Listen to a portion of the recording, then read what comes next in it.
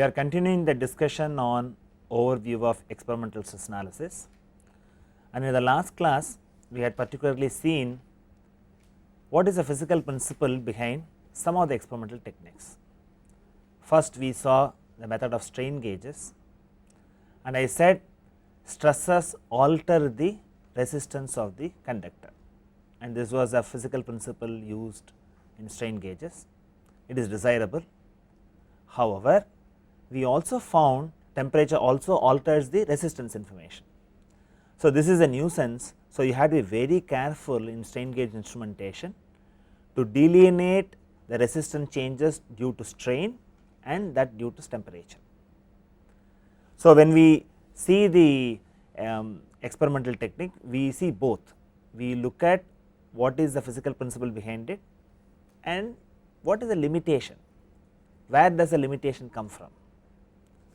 When we go to photoelasticity, we said that we get whole field information, whereas strain gauge gives a point by point information. The photoelasticity requires normal incidence. Normal incidence is a key point. If you have a curved models, then you have to immerse it in a liquid which has the same refractive index. Then we had a detailed discussion on Moire, and Moire you are able to get the displacement. I said Moire is a nuisance in some applications. For example, in color printing, you do not want to have Moire effects. And secondly, when we all come for this televised lecture, we are advised to wear only plain shirts. You can watch in some of the TV programs, if they come with striped shirts, you will have a sort of color banding, because you have a electronic camera which scans the image and that interferes with the frequency of your stripes, and you will see a color banding effect. And like I said, friction is needed in some application, friction is not needed in some application. So, Moire is not needed in color printing, Moire is not needed in televised information where you want to take care. Maybe with high definition television some of these effects are fairly addressed. But what you will have to understand is, for every technique you will have certain kind of limitation. And in Moire what we also saw was, I have a grating and which I had shown, and what you will have to notice it, when I have this grating, I make a rigid body translation and rigid body rotation. I see fringes, we get excited to see fringes, but you should implicitly understand this is a nuisance in Moire, because Moire I would like to find out what is the effect of stresses or strains introduced in the material, not rigid body rotation and rigid body translation. So, you will have to be very careful while performing Moire that you take care of the effect of rigid body translation and rotation. It is very important, it is very subtle, and we will again go back and look at, because Moire is a very interesting technique. We will look at, we started Moire by introducing the application of grids in metal forming operations, and what we saw was, we had a billet which is put with a grid, and when you have very high plastic deformation, you see these grids visually distorted, and this gives you an information on what is the level of strain introduced and how the material has flowed and so on and so forth.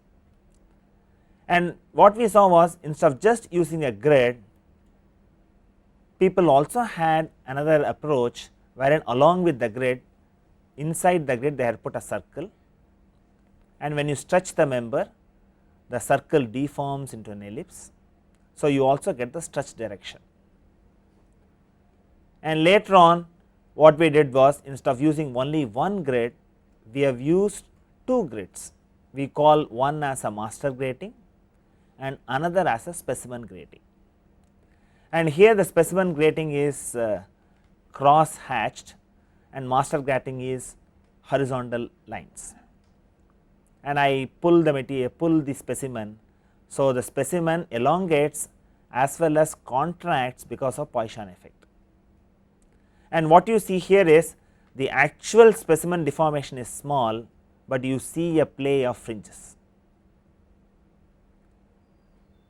So, what we find is instead of using only one set of grids, if the specimen grid is viewed through another grid, Moiré fringes are seen, and these are very coarse fringes. And what we want to see is we want to have fine measurements, and you also appreciate that Moiré fringes has a magnifying effect to measure small deformations. Because it has a magnifying effect, by making measurement on the fringes, you are in a position to find out very fine displacements.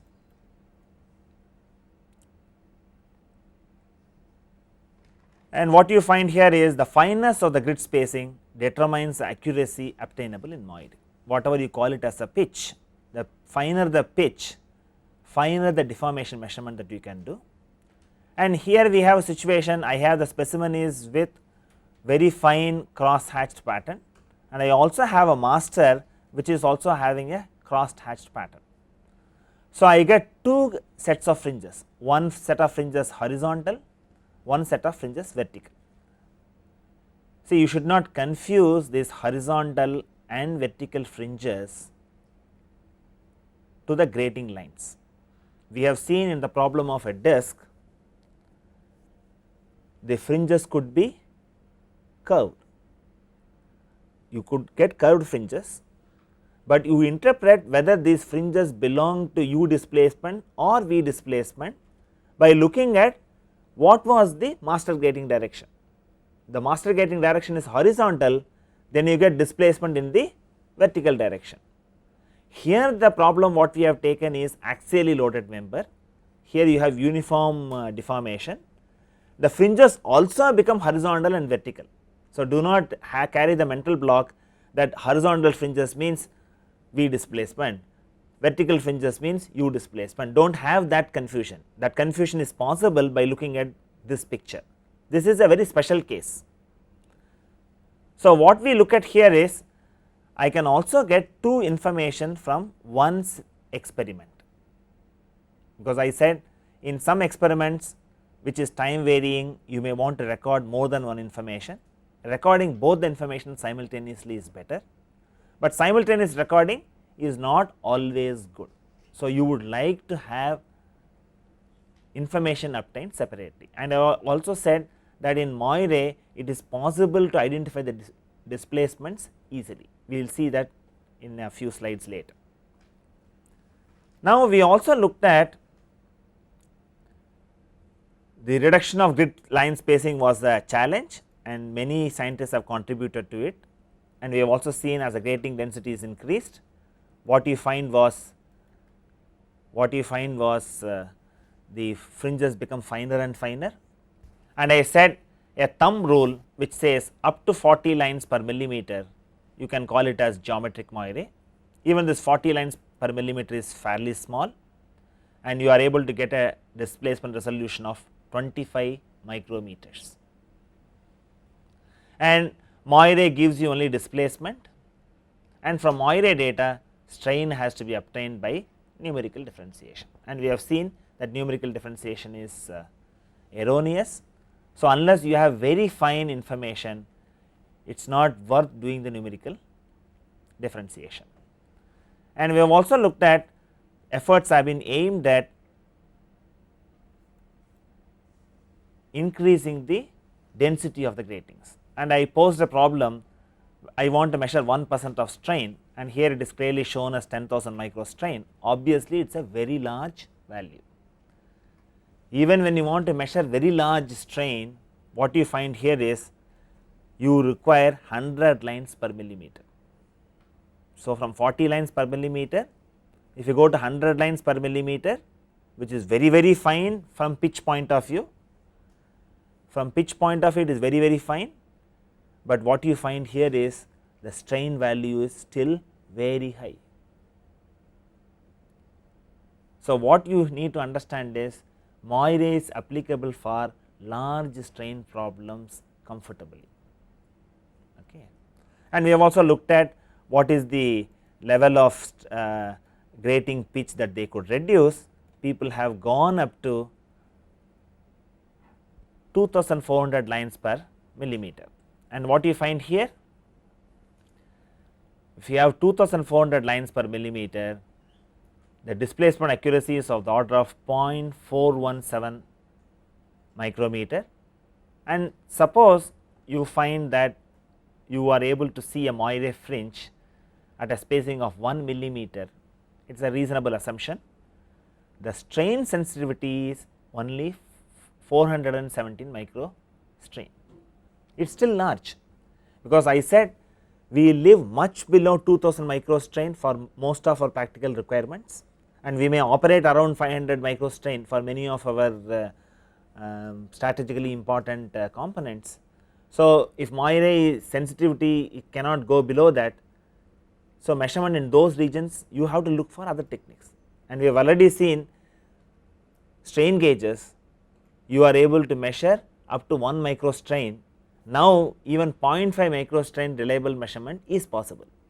So, when you go for very fine small strain measurement, strain gauge is good, but it is a point by point information. The advantage of Moiré is I get a whole field information, and what we have seen is I also see the fringes in real time, and I also find that rigid body rotation and translation you have to be careful about in Moiré. And I said that once you take any technique you have several variants exist. So, in geometric Moiré you have shadow Moiré, you have reflection Moiré, you have projection Moiré, which cater to different field problems.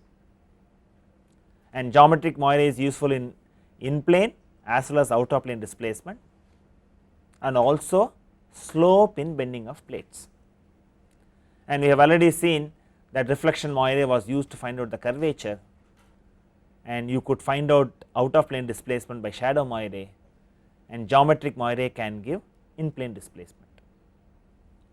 And the method of putting the specimen grating is slightly different in shadow Moiré, reflection Moiré and projection Moiré, etc.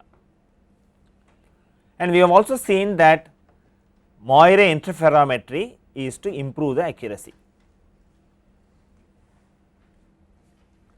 And what you find here is primarily it is applicable for in plane displacements of planar surfaces. This is a very key point. If you have curved surfaces, whether it is photoelasticity or Moiré or any other experimental technique will have problem.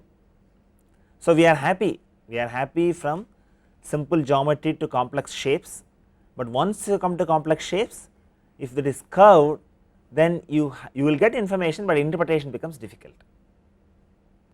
And the greatest advantage of Moiré interferometry is whatever the equations that you have developed for geometric Moiré equally applicable, and here you have to have a specimen grating always needs to be bonded to the specimen, which is not the case in geometric Moiré. I can project the grating on the specimen, I can look at the shadow of the grating on the specimen and then do the interferometry, but once you come to Moiré interferometry, I will have to have the specimen grating firmly bonded to the specimen, and there are many techniques that have been developed.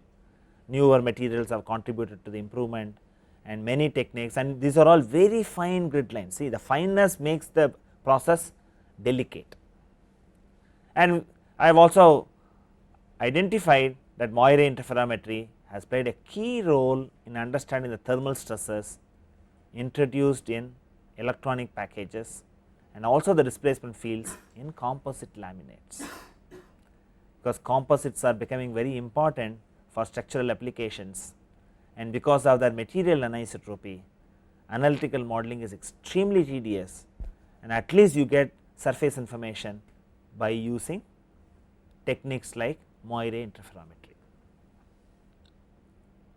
So, what is important here is each technique has a particular domain where it has served its purpose fully. The moment you think of Moiré interferometry, electronic packaging you cannot forget, they go together. Very interesting problems in electronic packaging have been solved by Moiré interferometry. And the other concept which I wanted to say was that you are able to get the displacement information comfortably separated in Moiré analysis. And purposely this is taken like this: I have a specimen with a crossed grating, but I view this specimen with a horizontal grating. So, what is the displacement I get? We have already seen, once you have horizontal grating, what is the displacement you get? You get the displacement perpendicular to that. So, the fringes what you have here show the V displacement, and what I want is, suppose I want to see U displacement, I will change my grating, I will change my master grating to have vertical lines. So, I will have a U displacement. So, what I have is, on the specimen I bond only one grating which has a crossed lines, but I view this with a horizontal grating or a vertical grating. So, I can comfortably switch over from U displacement to V displacement. Data interpretation is not difficult, it is a very key important, because the next technique we are going to take it up is holography. In holography you will get displacement vector, it will give you U, V as well as W bundled together, separation becomes difficult. And in the case of Moiré, by choosing the master grating appropriately, I can look at U displacement separately, I can look at V displacement separately. And all these contours, when you look at, they all have special names. We have seen in photoelasticity isochromatics, we have seen isoclinics, and in Moiré these contours are called as isothetics.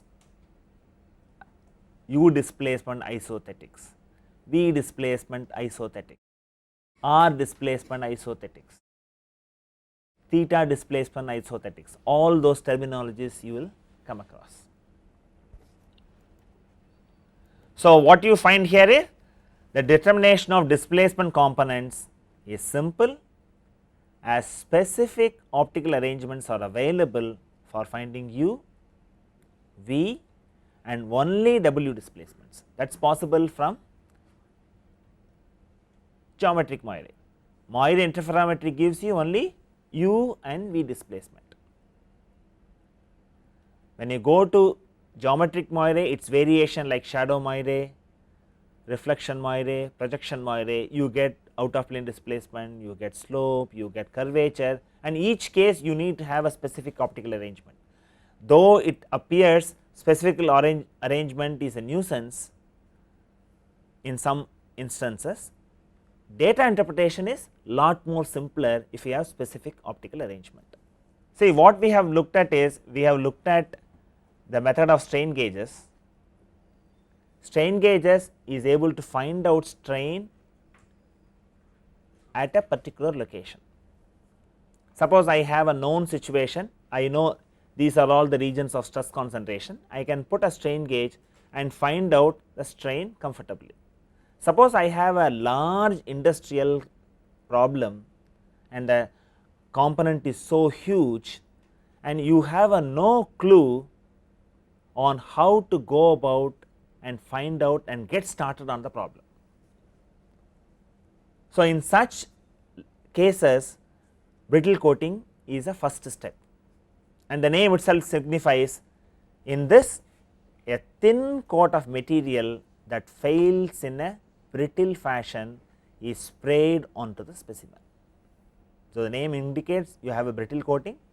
So, you put a thin spray of material which fails in a brittle fashion. A brittle material fails by what theory? What is the theory of failure for a brittle material? It fails by maximum stress theory or maximum strain theory, and you can call it as Moore's theory, whichever way you want to call it. Okay. So, once it fails, you are able to get the principal stress direction from that. So, here what you do is you have a specimen on which you spray the material, you load the model and allow the coating to crack, very peculiar. Okay. And here the accuracy of the technique will be decided by the property of the coating. If the coating fails at a lower value of strain, lot more better, because I can even measure strains at lower levels. So, that is the principle behind it. And even the experiment is conducted in a slightly different fashion here.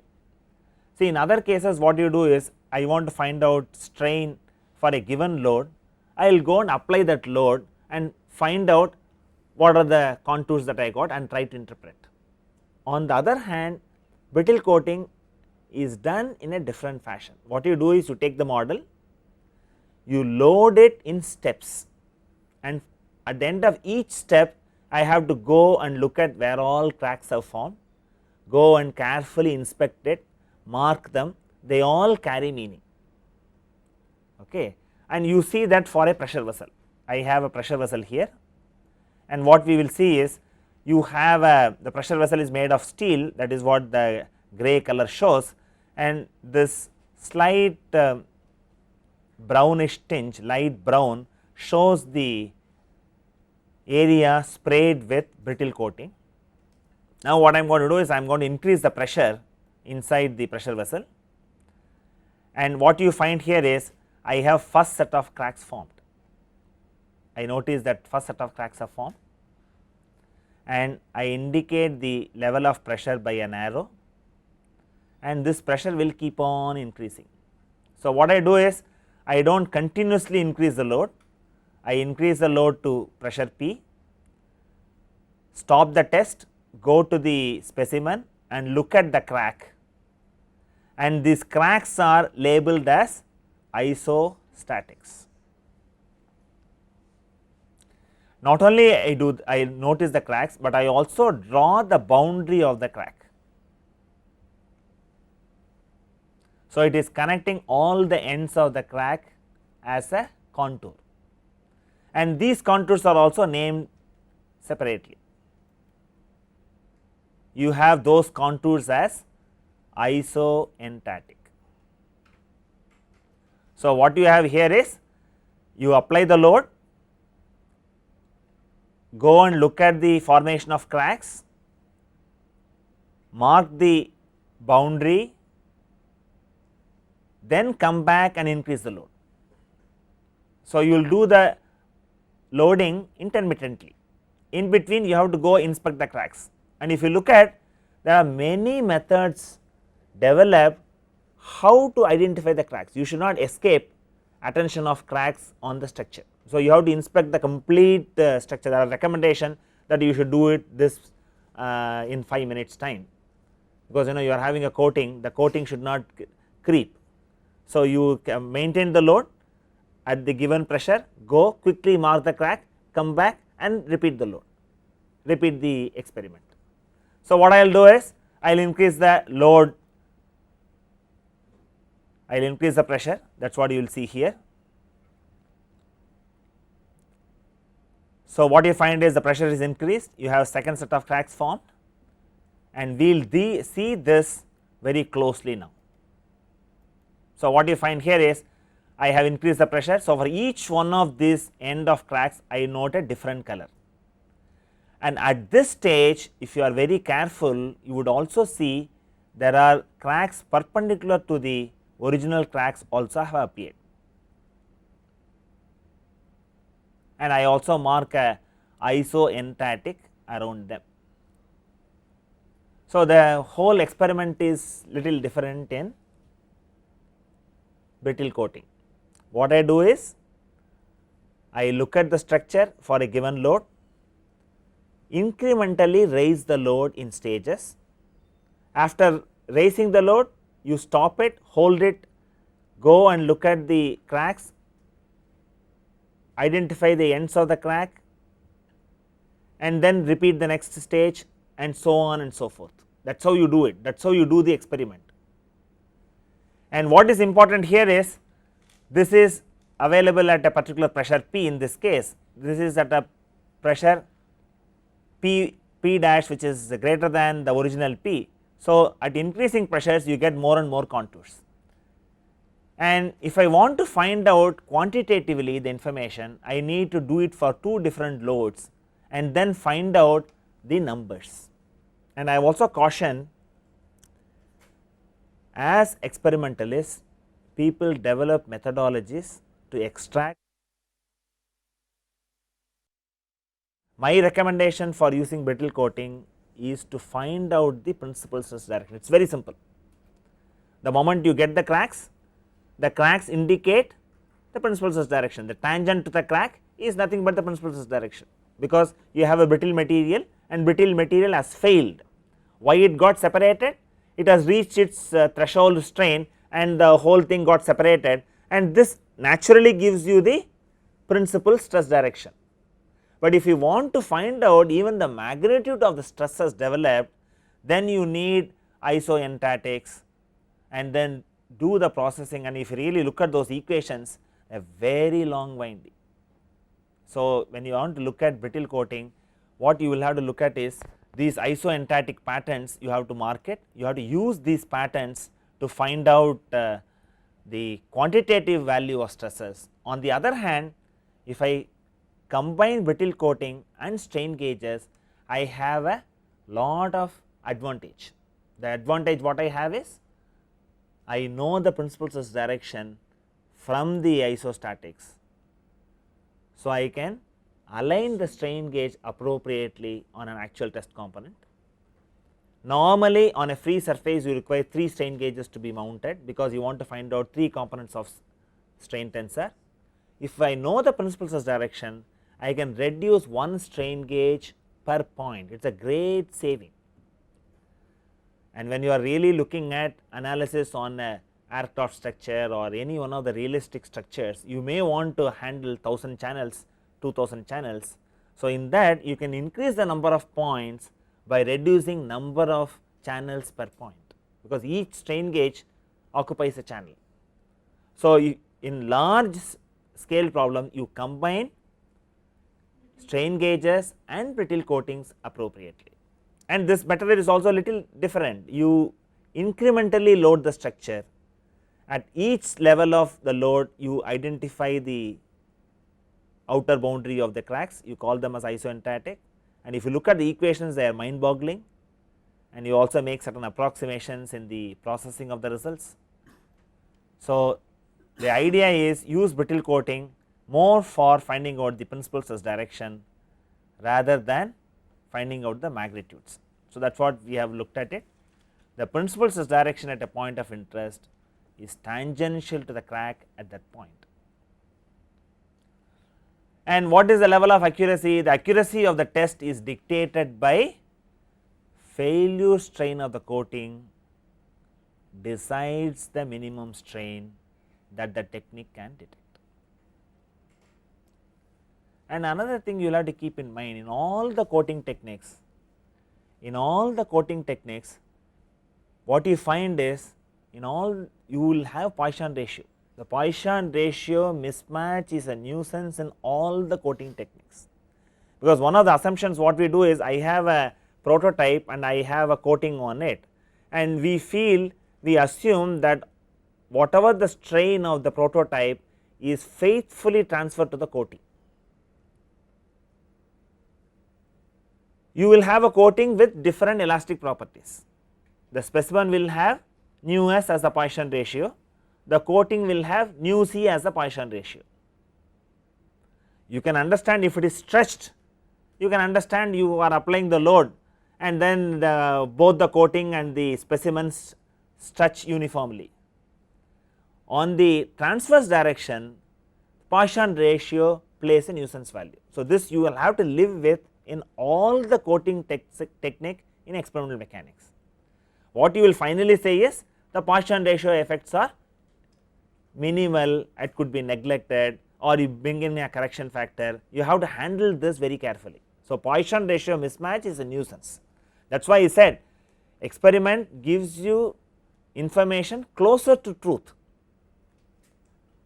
In some cases you will also have to swallow a few minor issues which we are not in a position to solve. And what is the level of strain that this can give? It is of the order of 300 to 500 micro strain, and as technology advances we are able to get coating which lower and lower strain, but it is around this region. But experimentalists have not stopped like this. Once you find that there is a limitation, they have also developed methodology where they use refrigeration to reveal regions where you have strains below and develop the cracks. So, if you get into the technique, there are ways to circumvent some of these issues. And another very important aspect of this is we are very much concerned about the environment, and here the whatever the material that is used for brittle coatings, you need to have protective gear. It is not healthy for humans to breathe, and not only this, the failure behavior of the coating strongly depends on the environment. Whatever is the humidity and temperature dictates how the coating is going to behave. That means the failure strain will change. If the ambient temperature changes, if the humidity changes, because you are going to apply brittle coating in the field, you are not going to apply brittle coating inside the comfort of a laboratory. Inside the comfort of the laboratory, you can control everything. You can control the humidity, you can control the temperature, you can have dust free environment, but brittle coating is a very industry friendly technique. It is used in the field and it gives a very valuable information in large structures where you want to identify zones of importance for further study. That is the way you have to look at it. You have to use this technique more to identify zones of importance that needs further attention. Then you use either photoelastic coating, or you can also use brittle strain gauges and make finer measurements. Now we move on to the technique is suitable for solving large scale problem, which I have said, and it is to be used in conjunction with strain gauge, and that is the way the technique has an edge when we want to use it in real practice. Now we move on to the next technique, holography, and this is very similar to, the name is very similar to photography. But what is holography? Holography tries to provide you complete information. When you say complete information, what complete information? It tries to give you intensity and the phase information.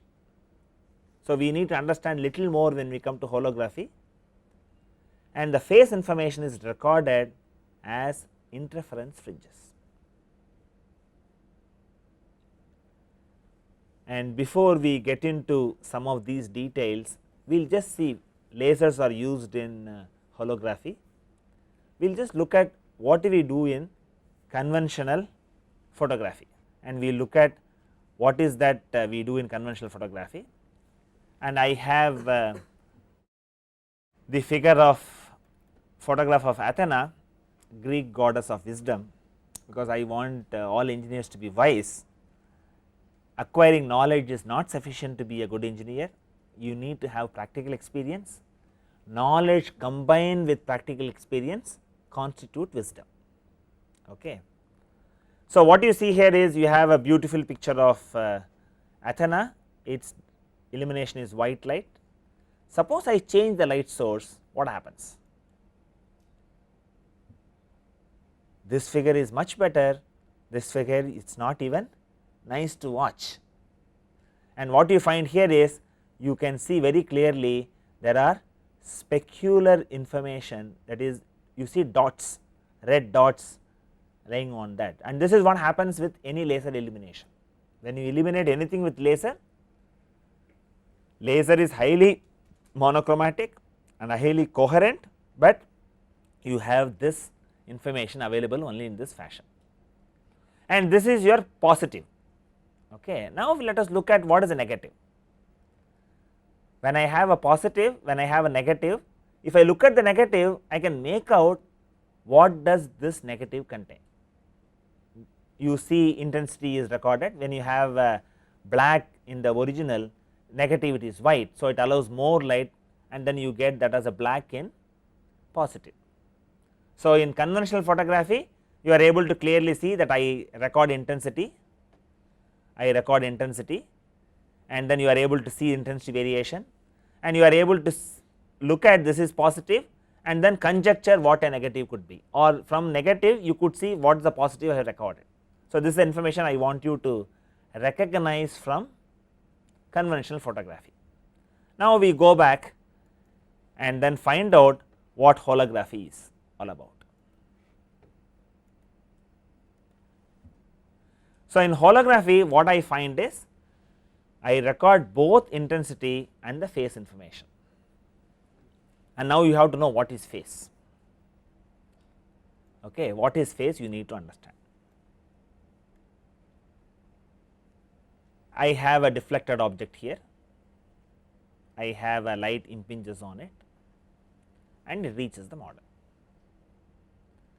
and I would like you to have a fairly neat sketch of this, because this gives you in nutshell an understanding of what is phase.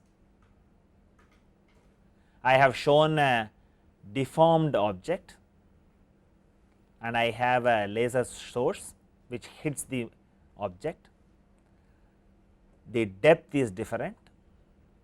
So, when the light scattered from this reaches the screen, it reaches at different values of phase. So, the phase carries the depth information. So, in normal photography you do not record the phase information, you record only intensity. That is what we have seen, the positive and negative. The moment you come to holography, you record in addition to intensity the phase information of the reflected wavefront. So, that makes holography different. How this phase information is recorded? Its phase information is recorded based on principles of interferometry, and what we will see is we will see the ideas listed here. So, what we do in holography, it is a process of recording and reconstructing the complete optical wavefront reflected from an object. When I say complete optical wavefront, I said intensity as well as phase, and we have seen in conventional photography one records only the intense information of the wavefront. In holography, phase of the wavefront is also recorded, and phase of the wavefront is recorded by employing the principles of interferometry. Okay. So, that is a difference, and we will go back and see how does a hologram look like, and then what do you see in that.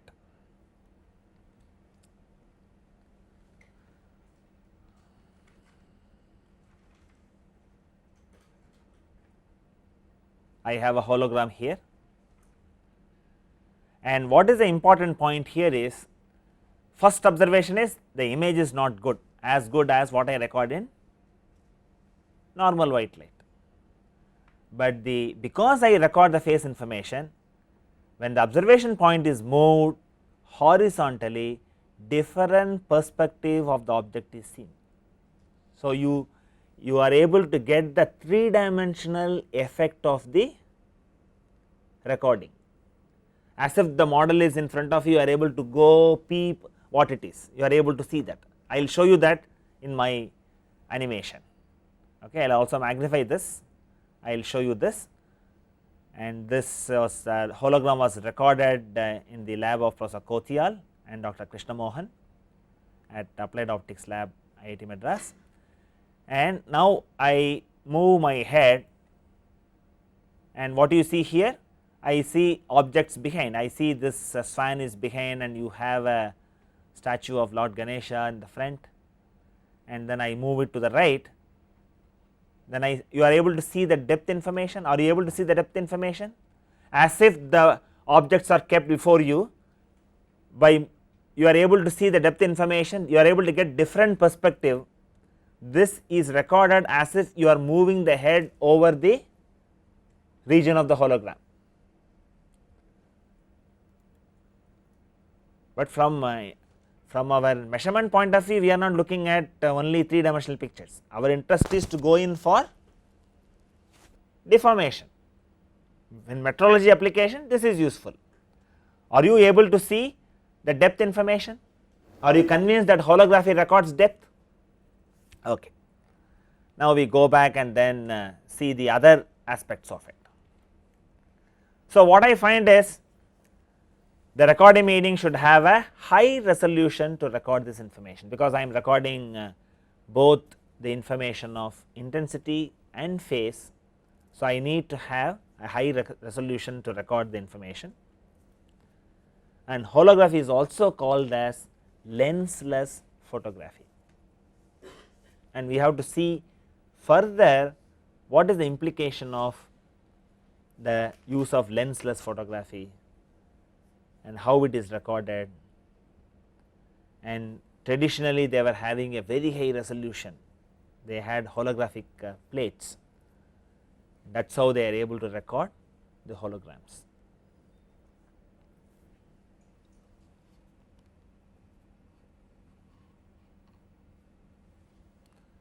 And now we will get into how does this. So what we find here is, see, in the case of conventional photography, the holographic record of the object will have no resemblance to the original image, but only densely packed interferometric fringes. This is my interest to show, because in the case of conventional photography, you look at the negative, you are able to make out what is recorded on that. Suppose somebody gives you a hologram, you will not know what is that unless you reconstruct it. Okay, this is the fundamental difference. So what you see here is, the hologram needs to be reconstructed to view the 3 dimensional object. And for the set of Ganesha and Swan, what is kept, if you look at the hologram is like this. We will see that enlarged, and this is what I see. Do you make out anything here? You see only some funny fringes on this. So this contains information of Swan, Lord Ganesha kept at different distances, you are able to peep into it, and then you are able to see that. So by looking at the hologram with a naked eye, you cannot see the picture, you need to reconstruct it, you need an optical arrangement to do that. Okay. And that optical arrangement is shown next, and this is what you see here. And what you have here is, I have the hologram mounted, I have a play of laser which falls on this, and you will have to look at this hologram and then record the 3 dimensional depth of the hologram. So it is not like conventional photography. Conventional photography, you have a digital camera now, you take a photograph, instantly you see what you have recorded. But in holography, you will have to reconstruct the hologram and view it. But many will disagree with me, sir, we are seeing hologram day in and day out in many of our simple appliances. When I buy a cassette, I have a hologram printed on this. What is this hologram? Though it is not needed for your stress analysis or the strain displacement analysis, it is better to know, have a common knowledge on what are these holograms. Okay. So that is what we are going to look at it now. What we will look at is,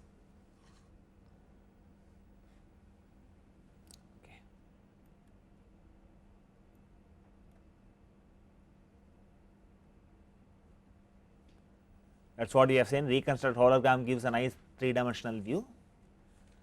Now what we want to see is, recording the hologram is a sensitive and involved process. Okay. It is not a, that is why it is used for security devices. However, the reconstruction is fairly simple. though for reconstruction I need an optical arrangement to do it.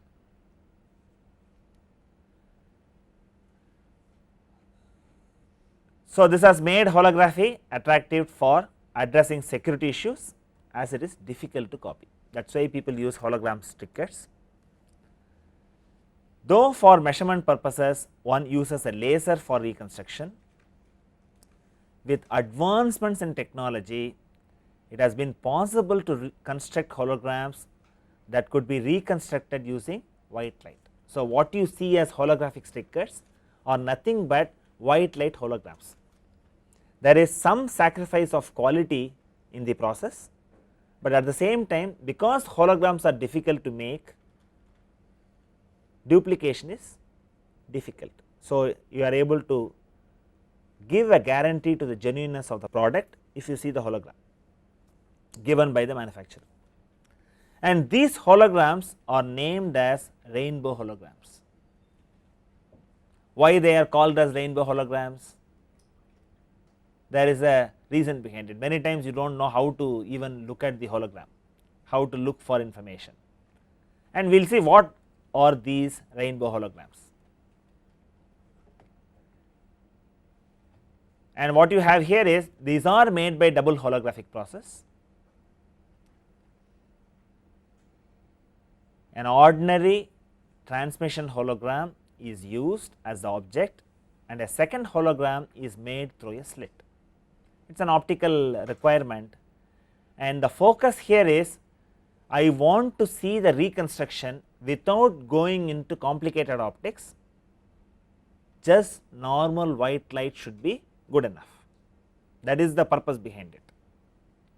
So, what you have here is the slit process removes the coherence requirement or the viewing light, and hence the 3-dimensional object could be viewed with white light. So, that is the advantage. So, one of the greatest application of holography is in security, which you see it has become so commonplace.